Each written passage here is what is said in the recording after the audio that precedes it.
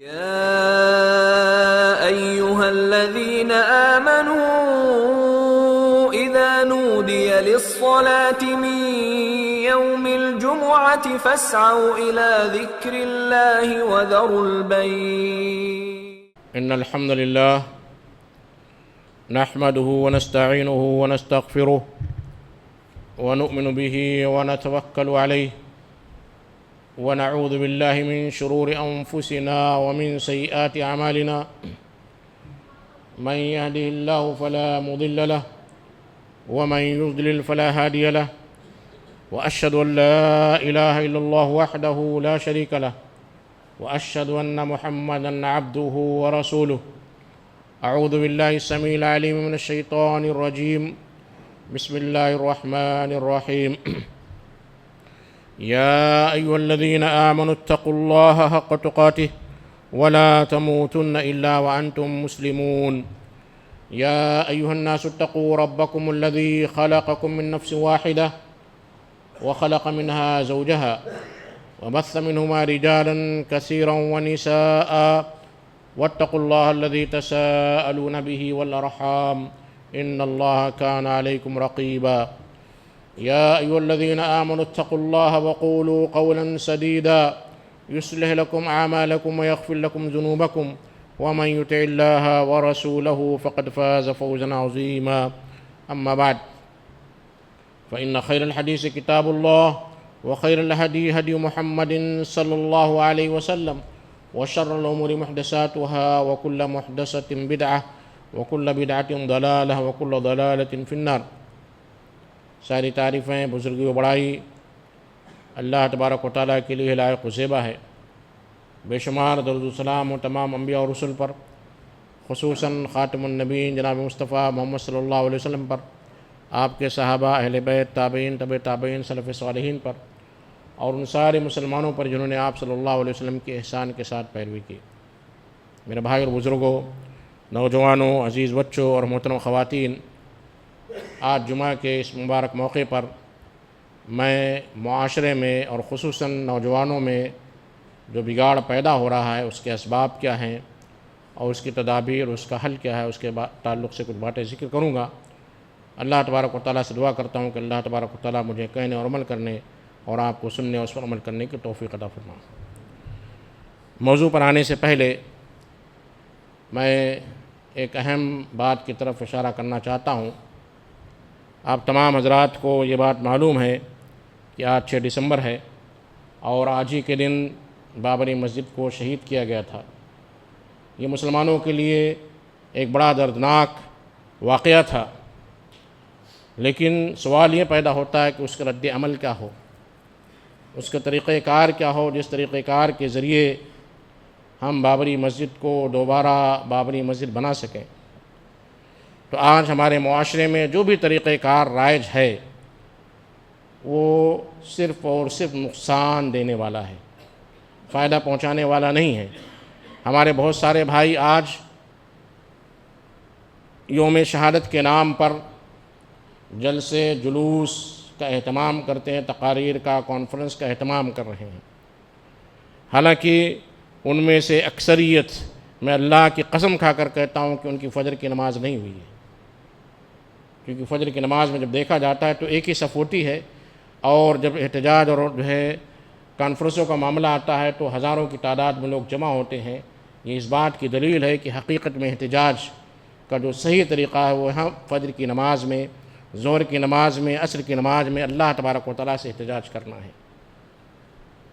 اسے چھوڑ کر کچھ لوگ کالے کپڑے پہن کر آئیں، کچھ لوگ جو ہے کالے پینٹ پہن لیتے ہیں، بعض لوگ بلا نیت آئے ہیں. لیکن میں نے آج ایک جگہ نوٹ کیا کہ سارے لوگ کالا پینٹ پہن کر چلا ہے. پوچھا گیا کیوں، تو کہا کہ آج جو ہے بابری مسجد کی شہادت کا دن ہے. میں نے پوچھا آپ میں سے کتنے لوگوں نے فجر کی نماز پڑھی؟ معلوم ہے ایک نے بھی نہیں پڑھی. حقیقت میں ہمیں اللہ کے یہاں اپنا احتجاج درج کرنا ہے، اللہ سے رونا ہے، اللہ سے گڑگڑانا ہے، اللہ سے بابری مسجد کی بازیافی کے لیے دعا کرنا ہے. یہ جو طریقہ رائج ہے اذان دینے کا، گلیوں میں، محلوں میں احتجاج کرنے کا، کانفرنسیں کرنے کا، اس کے نام پر ایک تنظیم بنانے کا، تنظیم کے بعد پیسے جمع کرنے کا اور اس کو جو ہے ناجائز طریقے سے استعمال کرنے کے سارے طریقے فائدے مند تو نہیں ہیں، نقصان دہ ہیں۔ لہذا ہمیں ان ساری چیزوں سے بچتے ہوئے دل سے اللہ تبارک و تعالیٰ کے دربار میں بیٹھ کر ہر نماز میں اللہ کے سامنے احتجاج درج کرنا ہے۔ اور اگر آج سارے مسلمان یہ احتجاج اللہ کے دربار میں درج کریں تو وہ دن دور نہیں کہ اللہ تبارک و تعالیٰ مسلمانوں کو ان کا وقار واپس کر دے۔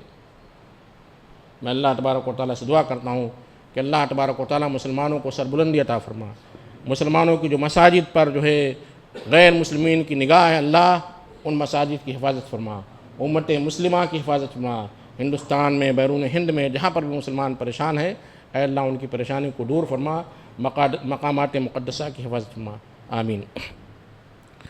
جو موضوع ہے وہی ہے معاشرے میں اور خصوصاً نوجوانوں میں جو بگاڑ ہے اس کے اسباب کیا ہیں۔ نوجوان یا جوانی کا جو طبقہ ہوتا ہے، یا انسان جب بچپن سے جوانی کی طرف آتا ہے تو اس کے جسم میں بہت سارے نیچرل فطرتی طور پر جو ہے چینجز آتے ہیں،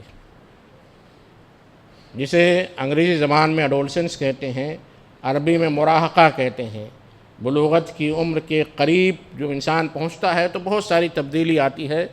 وہ خود سوچتا ہے کہ اس وقت جو ڈیسیزن میں لے سکتا ہوں دنیا کا کوئی شخص نہیں لے سکتا ہے۔ ماں باپ کی مخالفت، معاشرے کی مخالفت، استاذ کی مخالفت، ٹیچر کی مخالفت، بڑے بزرگوں کی مخالفت آ جاتی ہے۔ ہر انسان اس دور سے گزرا ہے۔ آپ کو احساس ہوگا جب آپ 17-18 سال کی عمر میں تھے تو بال رکھنے کا بڑا شوق ہوتا تھا، اور سر جو ہے گھما گھما کر جو ہے بال پھراتے تھے، اور اپنے استاذ کو، اپنے ٹیچر کو، اپنے بزرگ کو، اپنے ماں باپ کو ستاتے تھے بال کے ذریعے۔ ایک مثال میں دے رہا ہوں۔ اس طرح بہت ساری تبدیلیاں آتی ہیں جس کی وجہ سے وہ شخص معاشرے میں بگاڑ پر زیادہ جو ہے آمادہ ہوتا ہے۔ ورنہ جب یہ بات کہی جائے کہ نوجوانوں میں بگاڑ تو بوڑھے حضرات یہ نہ سمجھ لیں کہ ہمیں تو سرٹیفکیٹ دے گی ہم نہیں بگڑ سکتے ہیں، بچے سمجھ لیں کہ ہمیں بھی سرٹیفکیٹ دے دی گئی کہ ہم نہیں بگڑ سکتے ہیں۔ بگاڑ سب میں ہو رہا ہے، چونکہ نوجوان زیادہ بگاڑ کا شکار ہو رہے ہیں، خصوصاً آج کے دور میں، کیونکہ آج کے دور میں بگاڑ کے اسباب پیدا کیے گئے ہیں، بگاڑ پیدا کرنے کی کوشش کی جا رہی تاکہ یہ جو طبقہ جو معاشرے میں انقلاب لا سکتا ہے، جسے فیوچر جنریشن کہا جاتا ہے، جسے مستقبل قوم کہا جاتا ہے، جسے نیشن بلڈر کہا جاتا ہے، جسے کہا جاتا ہے کہ امت میں یہ معاشرے میں تبدیلی لائیں گے، تو انہی کے رخ کو موڑ دیا جائے تاکہ یہ طبقہ بیکار ہو جائے، اور پھر جو ہے کوئی تبدیلی، کوئی انقلاب، کوئی جو ہے چینجز معاشرے میں نہ آئے۔ آج بہت رونا رویا جاتا ہے، خصوصاً یہ بات بڑے شد و مت کے ساتھ کہی جاتی ہے کہ مسلمان لڑکیاں، لڑکوں کو سرٹیفکیٹ دے دی گئی، لڑکیاں ارتداد کا شکار ہو رہی ہیں، اور پھر ایک ہوا کھڑا کیا گیا کہ 10 لاکھ سے زیادہ لڑکیاں ارتداد کا شکار ہیں۔ ہو سکتا ہے اس میں مبالغہ ہو، لیکن یہ بات صحیح ہے کہ لڑکیاں ارتداد کا شکار ہو رہی ہیں۔ وجہ کیا ہے؟ وجہ مختلف جو ہے وجوہات بیان کی جاتی ہے جس کا میں تذکرہ کروں گا، لیکن صرف لڑکیاں ہی نہیں بلکہ لڑکے بھی ارتداد کا شکار ہو رہے ہیں۔ لڑکیاں کو شکار ہو رہی ہیں، اس کی جو اہم وجہ اگر دیکھی جائے تو لڑکیاں تعلیمی میدان میں آگے بڑھ رہی ہیں، لڑکے پڑھتے کم ہیں، گھومتے زیادہ ہیں، وقت ضائع کرتے ہیں، موبائل پر اپنا وقت صرف کرتے ہیں، دوستی اور یاری ان کی اتنی زیادہ ہو جاتی ہے کہ انہیں دین اور دنیا کا خیال نہیں ہوتا ہے۔ لڑکیاں کم از کم اپنے کیریئر پر دھیان دیتی ہیں، تعلیم حاصل کرتی ہیں اور اعلیٰ سے اعلیٰ تعلیم حاصل کر لیتی ہیں، پھر جب وہ اپنے معاشرے کو دیکھتی ہیں تو معاشرے میں ان کا ہمسر یعنی ان جیسا جو ہے دولہا، ان جیسا ان کے مقابل یا ان کے قریب بھی ان کا جو ہے اسپاؤس، ان کا جوڑا جو ہے نصیب نہیں ہوتا ہے، اور اگر مل بھی جائے تو اتنی زیادہ مصیبتیں ہیں، جہیز کے نام پر، مہندی کے نام پر، اور جو ہے سانچے کے نام پر، اور فلاں کے نام پر، فلاں کے نام پر، کہ وہ دیکھتی ہے، سوچتی ہے کہ میرا بیچارہ بوڑھا باپ یہ چیزیں کہاں سے کر سکے گا۔ تو اسے ایک آسان سا راستہ نظر آتا ہے کہ کیا کریں، اپنے کسی دوست کے ساتھ، کلیگ کے ساتھ، جس کے ساتھ اس نے کالج کے 3 سے 4 سال گزارے ہیں، اور اسے اطمینان ہو جاتا ہے کہ میرا کلیگ ہے، میں نے اس کے ساتھ 3 سے 4 سال کلاس میٹ کا طریقہ اختیار کیا، دیکھا ہے، یہ میرا جوڑا بن سکتا ہے، اور وہ بےراروی کا شکار ہو جاتے ہیں۔ اس میں اگر دیکھا جائے تو لڑکی سے زیادہ معاشرہ ذمہ دار ہے، اور وہ لڑکے ذمہ دار ہیں جو ٹپوری گیری کرتے ہیں، گھومتے ہیں، پڑھتے نہیں ہیں، اور صرف سوچتے ہیں کہ ہمارے ماں باپ کی جائیداد رکھی ہوئی ہے، جس کے ہم واچ مین بنیں گے، جس کا پراپرٹی کے ہم کرایہ حاصل کریں گے، اور اپنی زندگی عیش و آرام سے گزار دیں گے۔ تو نوجوان لڑکے بھی اسی طرح ذمہ دار ہیں جیسے ان کے ماں باپ ذمہ دار ہیں۔ اکثر و بیشتر دیکھا گیا کہ الحمدللہ حیدرآباد میں چونکہ نوابوں کا شہر تھا، بڑی جائیدادیں تھیں، اب دھیرے دھیرے کم ہو رہی، چونکہ یہ بیکار کے نوجوان جائیداد بیچ رہے ہیں اور خوب گلچھڑے اڑا رہے ہیں، مزے کر رہے ہیں۔ ورنہ آج سے 40 سال پہلے، 50 سال پہلے کے جو حالات جس کا جائزہ لیا جائے، بڑی پراپرٹیاں تھیں، کچھ تو گورنمنٹ نے قبضہ کر لیا، کچھ پر ناجائز قبضے ہو چکے ہیں۔ اب جو باقی ہے 10-20%، وہ یہ سوچتے ہیں کہ ہمیں تو ماہانہ اتنی آمدنی مل جا رہی جس سے ہماری پوری لائف 60 سال کی، 70 سال کی آسانی گزر جائے گی، کیا ضرورت ہے کالج جانے کی، کیا ضرورت ہے پڑھنے کی، ہم کرایہ حاصل کریں گے، اپنے پراپرٹی کے واچ مین بنیں گے، سیکورٹی گارڈ بنیں گے، پیسہ وصولیں گے، اور پوری کی پوری زندگی عیش و آرام سے گزار دیں گے۔ یہ بڑی اہم وجہ ہے ہمارے خصوصاً شہر حیدرآباد کے نوجوانوں کی گمراہی کے۔ حالانکہ اللہ کے نبی کریم صلی اللہ علیہ وسلم نے نوجوانوں کے تعلق سے بڑی اہم باتیں کی ہیں۔ 7 قسم کے لوگ اللہ کے عرش کے سائے میں ہوں گے اس وقت جب عرش کے سائے کے علاوہ کوئی سایہ نہیں ہوگا۔ اس میں سے ایک وہ شاب نشأ فی عبادت اللہ، نوجوان جس نے اللہ کی عبادت میں اپنی جوانی گزار دی ہو۔ سورہ کہف میں اللہ تبارک و تعالیٰ نوجوانوں کی تعریف کرتے ہوئے کہتا ہے اِذْ أَوَى الْفِتْيَةُ إِلَى الْكَهْفِ فَقَالُوا رَبَّنَا آتِنَا مِن لَّدُنْكَ رَحْمَةً وَهَيِّئْ لَنَا مِنْ أَمْرِنَا رَشَدًا إِنَّهُمْ فِتْيَةٌ آمَنُوا بِرَبِّهِمْ وَزِدْنَاهُمْ هُدًى۔ اللہ کہتا ہے کہ انہم فتیۃ، نوجوان تھے۔ فتیہ کہتے ہیں کچا نوجوان، ایک دم پکا نہیں۔ فتیۃ آمنوا، وہ ایمان لائے، وزدناہم ہدی، اور اللہ نے جب وہ ایمان لائے تو ان کی گائیڈنس میں، ان کی ہدایت میں اللہ نے اور اضافہ کیا، اور مزید پختہ ہو گئے۔ اور دوسری جگہ اسی صورت میں اللہ تبارک و تعالیٰ کہتا ہے کہ جب ان نوجوانوں کو ستایا گیا، معاشرے میں ان کا مذاق اڑایا گیا، تو انہوں نے شہر چھوڑ دیا۔ اِذْ أَوَى الْفِتْيَةُ إِلَى الْكَهْفِ، جب نوجوانوں نے غار میں پناہ لی اور کہا کہ ہمارے پروردگار آتنا من لدنک رحمہ، تو اپنی جانب سے ہم پر رحمت نازل فرما، تو یہ نوجوان ان کا تذکرہ کرتا ہوا اللہ تبارک و تعالیٰ۔ اور اس سورت کو اللہ کے نبی کریم صلی اللہ علیہ وسلم نے جمعہ کے دن تلاوت کرنے کا حکم دیا تاکہ ہر ہفتہ آپ جوانی کے اس عمل کو یاد رکھیں، ان نوجوانوں کی یاد رکھیں جنہوں نے برائی کو ترک کر کے غار میں پناہ لی تھی۔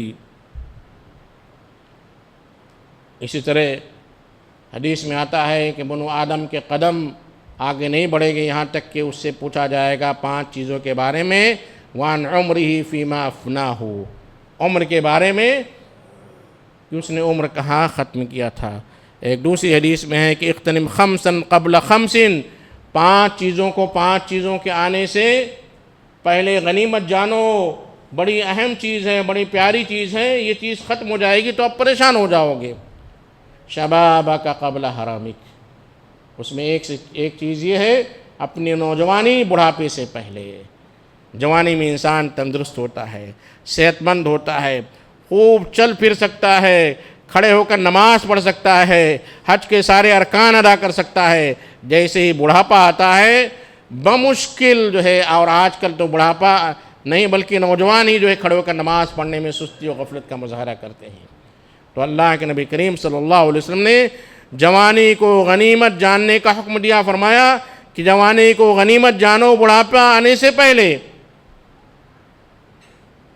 تو معلوم یہ ہوا کہ جوانی اللہ تبارک و تعالیٰ کی نعمتوں میں سے ایک عظیم نعمت ہے، اسے غنیمت جاننا ہے اور اس کی قدر کرنی ہے قبل اس کے کہ انسان بوڑھا ہو جائے اور وہ اسلام کے ارکان کو صحیح طور پر ادا بھی نہ کر سکے۔ آج آپ تراویح پڑھ سکتے ہیں، ایک وقت آئے گا کہ آپ جب کھڑے ہوں گے تو آپ کے پیروں میں درد ہوگا، پھر آپ تراویح نہیں پڑھ پائیں گے۔ آج آپ حج کے سارے ارکان بخوبی ادا کر سکتے ہیں، اور جیسے ہی آپ پر بڑھاپا آئے گا تو آپ توکیل کریں گے، کسی دوسرے کو کہیں گے جاؤ میری طرف سے کنکری مار کر آ جاؤ۔ تو حج کے جو سارے مناسک ہیں، جو سارے ارکان ہیں، جو ساری عبادات ہیں، اس کا صحیح لطف آپ کو نہیں ملے گا، صحیح طریقے سے آپ کو معلوم نہیں ہوگا کہ حج کیا ہے، کیونکہ بہت سارے ارکان آپ توکیل کر دے رہے ہیں، کسی کو اپنا ریپرزنٹیو بنا دے رہے ہیں، مندوب بنا دے رہے ہیں، وہ آپ کی جانب سے ادا کر دے رہا ہے۔ تو جوانی یہ غنیمت ہے، ایک نعمت ہے، اسے غنیمت سمجھنا ہے۔ اب آئیے ہم دیکھتے ہیں کہ نوجوانوں میں جو بگاڑ ہو رہا ہے اس کے جو اہم اسباب کیا ہے۔ سب سے پہلا سبب نمازوں میں غفلت ہے، نمازوں میں غفلت۔ آج کا نوجوان طبقہ بمشکل سے نماز ادا کرتا ہے، اور ایک سروے کے مطابق، سروے ایسا نہیں ہے کہ کسی نے ایسے ہی کر دیا ہے، ایک سروے کے مطابق مسلمانوں میں 96% لوگ نماز نہیں پڑھتے ہیں، 96% لوگ نماز نہیں پڑھتے ہیں۔ اب کہیں گے کیسے اندازہ ہوا؟ اب آپ جمعہ کے نماز کے لوگوں کا جائزہ لیں، کتنے لوگوں نے نماز پڑھی ہے، اور فجر میں جائزہ لیجئے کتنے لوگوں نے نماز پڑھی، پرسنٹیج نکالیے، آپ کو یہ حقیقت سمجھ میں آ جائے گی۔ اور خاص طور پر فجر کی نماز میں تو بہت کم لوگ جو ہے حاضری دیتے ہیں، اور نماز ہی ایک ایسی چیز ہے جو انسان کو برائی سے بچاتی ہے۔ ان الصلاۃ تنہی عن الفحشاء والمنکر، نماز انسان کو برائی سے، فحشا سے، گندی باتوں سے، ولگر باتوں سے نماز بچاتی ہے۔ جب جو بچانے والی چیز ہے، جو انسان کو بچاتی ہے، اسی چیز کو جب انسان ادا نہیں کرتا ہے تو دھیرے دھیرے برائی کا وہ جو اڈا بن جاتا ہے، برائی اس کے اندر داخل ہو جاتی ہے۔ کیوں؟ اگر وہ مسجد میں آتا ہے، نماز پڑھتا ہے، تو کم از کم اس کے ذہن میں تصور پیدا ہوگا کہ میں مسجد کے باہر جو گناہ کر رہا ہوں، مسجد میں ہمارے اگر ساتھی دیکھ لیں تو ہمیں کیا کہیں گے، دیکھیے یہ بھی تو نماز پڑھا تھا، نماز پڑھنے کے بعد باہر گیا اور جو ہے فلاں فلاں کام میں ملوث ہو گیا۔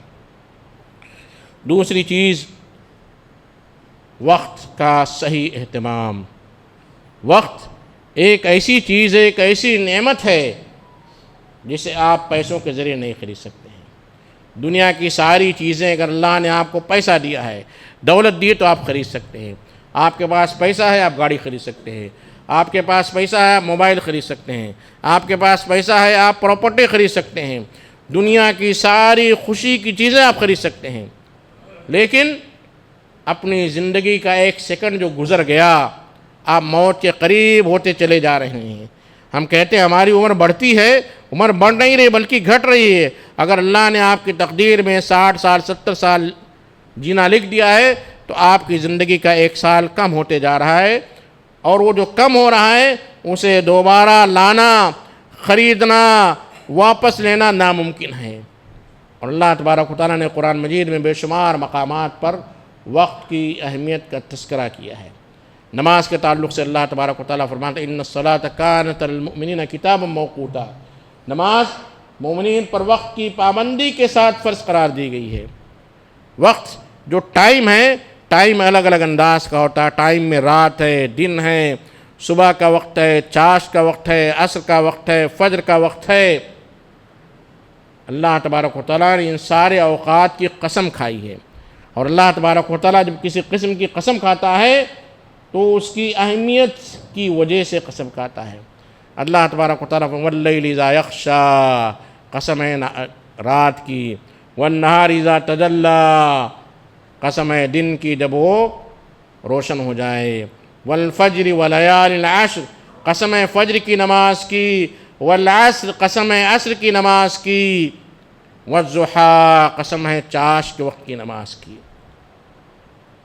اللہ تبارک و تعالیٰ نے وقت کو نعمت سے تعبیر کیا ہے۔ وسخر لکم اللیل والنہار، اللہ نے رات اور دن کو تمہارے لیے تابع بنا دیا، جیسا چاہو استعمال کرو۔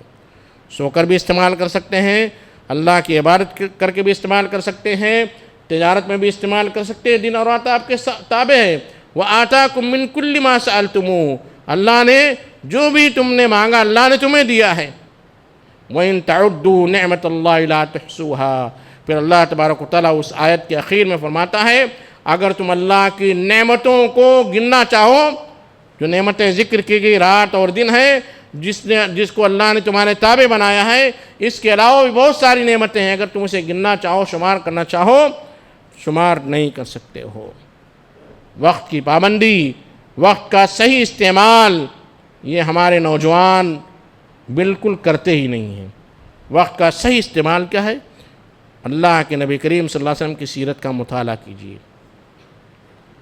فجر کی نماز جو انسان کے جاگنے کا سب سے صحیح وقت ہے، اور اگر اللہ نے اسے جو ہے برکت دی ہے، توفیق دی ہے، اسے ہدایت دی ہے، تو وہ فجر کی نماز سے پہلے جو تہجد کا وقت ہوتا ہے، رات کو سو کر اٹھنے کے بعد جو رات کا آخری ایک پہر ہوتا ہے، اس وقت اٹھ کر اللہ تبارک و تعالیٰ سے دعا کرے۔ یہ حقیقت میں بابری مسجد کو آزاد کرانے کا فنڈا فارمولہ۔ جب اللہ تبارک و تعالیٰ آسمانی دنیا میں آتا ہے اور کہتا ہے کہ ہے کوئی مانگنے والا جسے میں دوں، حل مستغفر فاغفر لہ، ہے کوئی مجھ سے مغفرت طلب کرنے والا جس کی میں مغفرت طلب کروں، اللہ خود آتا ہے آپ کے دربار میں آسمانی دنیا پر، اور اس وقت ہمارے نوجوانوں کا پورا طبقہ سونے کے لیے چلا جاتا ہے۔ کتنی بے حرمتی ہوتی ہے اللہ تبارک و تعالیٰ کی، اور پھر ہم اپنے آپ کو مسلمان کہتے ہیں، اور ہم سوچتے ہیں کہ اللہ کی ساری نعمتیں ہمیں ملیں، اللہ آپ کو دینے کے لیے آتا ہے اور آپ اسے منہ موڑ کر جو سونے چلے جاتے ہیں۔ وقت کے تعلق سے اللہ کے نبی کریم صلی اللہ علیہ وسلم فرماتے ہیں نعمتان مغبون فیہا کثیر من الناس الصحت والفراغ، اللہ کی دو نعمتیں ہیں، دو نعمتیں جس کے تعلق سے اکثر لوگ کثیر من الناس میجورٹی غفلت کا شکار ہیں، دھوکے میں ہیں، مغمون دھوکے میں ہیں۔ کیا ہے دو نعمتیں؟ الصحہ، تندرستی، ہیلتھ، صحت۔ جب انسان تندرست ہوتا ہے کوئی مسئلہ نہیں، خوب دبا کر کھا لے، خوب کیلوری جمع کر لے، پیٹ پھول جائے، بیماری آ جائے، اللہ نے ابھی جو ہے ساری بیماری سے محفوظ رکھا ہے، اور جتنی بیماریوں کے اسباب ہیں ان ساری بیماریوں کو دعوت دیتا چلا آتا ہے، اور جیسے ہی بیماری اس پر حملہ کر دیتی ہے پریشان ہوتا، کاش میں ایسا نہ کرتا، کاش میں ایسا نہ کرتا، اگر میں نے احتیاط کیا ہوتا، اگر میں نے پریونشن لیا ہوتا تو یہ بیماری میرے قریب نہیں آتی۔ دھوکے میں تھا انسان جب تک صحت تھی۔ اور دوسری جو الفراغ، اسپیئر ٹائم، خالی اوقات، کل کریں گے، پرسوں کریں گے، اور اس کے بعد معلوم ہوا کہ وقت پورا کا پورا ختم ہو گیا۔ اب انسان پریشان ہے، دھوکے میں۔ والفراغ کثیر من الناس، اکثر لوگ خالی اوقات کے تعلق سے دھوکے میں ہیں۔ کالج کے نوجوان، ایگزام تو مارچ میں ہوگا، ایگزام جو دسمبر میں ہوگا، جو ہے خالی اوقات گزارتے چلے جا رہے ہیں، یہاں تک کہ جب ایگزام کا وقت آتا ہے تو کفے افسوس ملتے ہیں کہ اگر میں نے شروع سے جو ہے اسٹڈی کی ہوتی، پڑھا ہوتا تو آج یہ نوبت نہیں آتی۔ تیسری چیز، نوجوانوں میں بگاڑ کے جو اسباب ہیں، علماء اور نیک لوگوں سے دوری، صحبت صالح ترا صالح کند۔ شیخ سعدی کہتے ہیں نیک لوگوں کی صحبت تمہیں نیک بنائے گی، نیک لوگوں کے ساتھ رہو گے تم بھی نیک رہو گے۔ وہ صحبت طالح ترا طالح کند، برے لوگوں کی صحبت تجھے برا بنائے گی۔ بڑا عام ہے یہ، آج ہماری دوستیاں جو ہیں اکثر ایسے لوگوں سے ہیں جو برے ہیں، اس لیے پورا کا پورا نوجوان طبقہ برائی کا شکار ہے۔ جتنے لوگوں کے گروپس، واٹس ایپ گروپ بنتے ہیں، اس میں کسی عالم کو ایڈ نہیں کیا جاتا ہے کہ ہماری چیٹ پڑھ لے گا، ہمارے بارے میں جان لے گا۔